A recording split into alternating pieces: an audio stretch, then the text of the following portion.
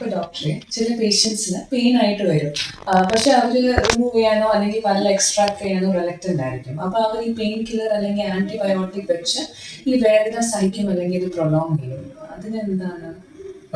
നമ്മൾ ഫസ്റ്റ് മനസ്സിലാക്കേണ്ട കാര്യം, പെയിൻ എന്ന് വെച്ചാൽ it's the bodies mechanism telling you something is wrong.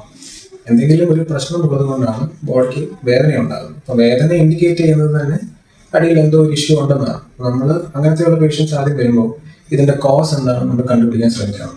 അപ്പോൾ നമുക്ക് എക്സ്റേസ് എടുക്കേണ്ടി വരും. ഒ പി ജി എന്നൊക്കെ പറഞ്ഞ എക്സ്റേ അല്ലെങ്കിൽ സി ബി സി ടി എന്ന് പറഞ്ഞ എക്സസൈസ് ഉണ്ട്. അത് ചെയ്തിട്ട് നമ്മൾ കണ്ടുപിടിക്കണം എന്താണ് അണ്ടർലൈൻ കോസ് എന്ന്, എന്നിട്ട് വേണം അതിനെ ചികിത്സിക്കാൻ. But usually 99% of the time pain ഉണ്ടെങ്കിൽ നമുക്ക് എന്തെങ്കിലും ചികിത്സ ചെയ്യേണ്ടി വരും. ആന്റിബയോട്ടിക്കും പെയിൻ കില്ലറും കൊടുത്ത് അതിനെ സിംറ്റമാറ്റിക്കലി റിലീവ് ചെയ്യാൻ പറ്റുള്ളൂ. അതായത് ഉണ്ടാക്കുന്ന പ്രശ്നങ്ങളെ ഒന്ന് കുറയ്ക്കാനേ പറ്റത്തുള്ളൂ. പക്ഷെ അണ്ടർലൈൻ കോസ്, കാരണത്തിനെ ഇല്ലാണ്ടാക്കാൻ ഈ മരുന്നുകൾ കൊണ്ട് യൂഷ്വലി പറ്റാറില്ല. അപ്പം ലൈക്ക് ഐ സെഡ്, ഒരു നല്ല എക്സാമ്പിൾ എന്ന് പറയുന്നത് ഒരു വോൾക്കാനോ പോലെയാണ്. ഈ തേർഡ് മോഡൽ, അതായത് മിസ്റ്റർ പുതണപ്പല്ലില് ഒരു വോൾക്കാനോ പോലെയാണ്. നമ്മളതൊരു വോൾക്കാനോ ആദ്യം ഇന്ററപ്റ്റ് ചെയ്ത് കഴിഞ്ഞിട്ട് കുറെ നാളത്തേക്ക് അഗ്നിപർവ്വതം കുറെ നാളത്തേക്ക് സൈലന്റ് ആയിട്ട് കിടക്കുമല്ലോ. പക്ഷെ ഇത് ഓൾവേസ് ആക്റ്റീവ് ആയിരിക്കും, എന്തെങ്കിലും ഒരു ദിവസം വീണ്ടും പൊട്ടിത്തെറിക്കാം.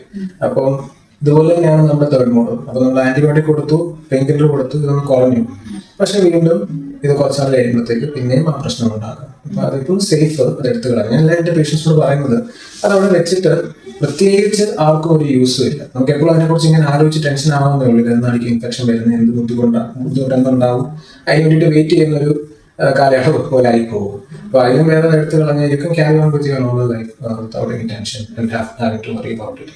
ലൈക്ക് ഐ സെഡ്, അതിന് വേറെ പ്രശ്നങ്ങളുണ്ട്. മുമ്പിലത്തെ പല്ലിനെ തള്ളും, മുമ്പിലത്തെ പല്ലിന് പോടുണ്ടാക്കാം, താഴത്തെ പല്ലും മുകളത്തെ പല്ലിന്റെ അറേഞ്ച്മെന്റിൽ വ്യത്യാസങ്ങളുണ്ടാകും. ഇത് കാരണം അത് എടുത്ത് കളയുന്നതാണ് ഏറ്റവും സേഫ്. ഈ തേർഡ് മോളർ എക്സ്ട്രാക്ഷൻ ഇപ്പം അവരുടെ കൊളീഗ്സോ അല്ലെങ്കിൽ ഫ്രണ്ട്സോ പറഞ്ഞാണ് അത് ട്രോമാറ്റിക് ആണ് അല്ലെങ്കിൽ അതൊരു പെയിൻഫുൾ പ്രൊസീജിയർ ആണെന്നുള്ളത്. അപ്പം അത് എങ്ങനെയാണ് നമുക്ക് ആ ഒരു മെത്ത് അല്ലെങ്കിൽ ആ ഒരു ഇത് മാറ്റി കളയാൻ വേണ്ടി? To be honest, to a certain extent, it's not a myth. എല്ലാ സർജറിക്കും, അത് ഏത് സർജറി ആയിക്കോട്ടെ, പല്ലെടുക്കുന്നതും ഒരു സർജറിയാണ് with its own area of expertise. അത് ഹീൽ ചെയ്യുമ്പോൾ അതിൻ്റെതായ ഇഷ്യൂസ് ഉണ്ട്, പല പല പ്രശ്നങ്ങളുണ്ടാകും. പക്ഷെ അതൊന്നും ഉണ്ടാവാതെ ചെയ്യാൻ വേണ്ടിയിട്ടാണ് മാക്സിലോഫേഷ്യൽ സർജൻസ് ട്രെയിൻഡ് ആയിരിക്കുന്നത്. പക്ഷേ ഏത് സർജറി, ഇപ്പോൾ ഫോർ എക്സാമ്പിൾ നമുക്കൊരു ലാപ്രോട്ടമി അല്ലെങ്കിൽ ഒരു ബ്ലാക്ക് ഹോൾ കഴിഞ്ഞു, വയറിൻ്റെ സർജറിയാണ്.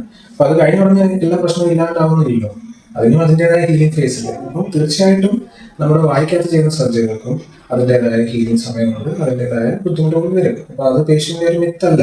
പക്ഷേ ഇതിനെ നമ്മൾ ഫേസ് ചെയ്യാൻ വേണ്ടിയിട്ട് നമുക്കൊരു നല്ല സെറ്റപ്പിലുള്ള, നല്ലൊരു സെറ്റിങ്ങിലുള്ള ഒരു ക്ലിനിക്കിലോ അല്ലെങ്കിൽ ഹോസ്പിറ്റലിലോ പോയി ചെയ്യുമ്പോൾ they will be with you throughout each step. They will take care of you. You have to trust your doctor.